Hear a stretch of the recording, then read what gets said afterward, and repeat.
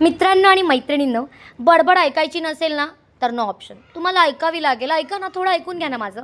तर हा जो मेकअप करते आहे ना, तो खरं तर मी यूट्यूबवर बघून करते. म्हणलं थोडंसं तयार होऊन जाऊयात ना, छान. आपण नवीन नवीन लोकांना दरवेळेस भेटतो, जरा स्वतःला रिप्रेझेंट करावं, छान शोला जरा नटून थटून जावं म्हणून हा मेकअप.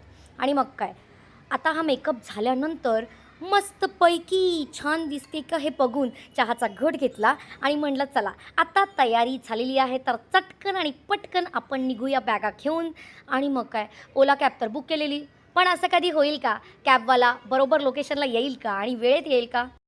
फायनली कॅब आल्यानंतर मी त्यात बसल्यानंतर गॉगल घालून व्हिडिओ कसा नाही काढणार, ते शक्यच नाही.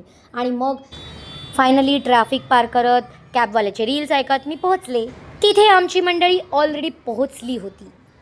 कसं आहे, आम्ही नाटकाच्या टूर्स वगैरे सगळं करतो, पण कधी जेव्हा असे शोज येतात ना जे NGOज आणि लहान मुलांसाठी करायचे आहेत, तेव्हा आम्ही जास्त उत्सुक असतो, कारण त्यात आम्हाला इतका आनंद मिळतो. खरंच खरंच. आणि खरंच आम्हाला असं वाटतं, जर आमची कला ही समाजासाठी कामासच नाही आली तर काय फायदा.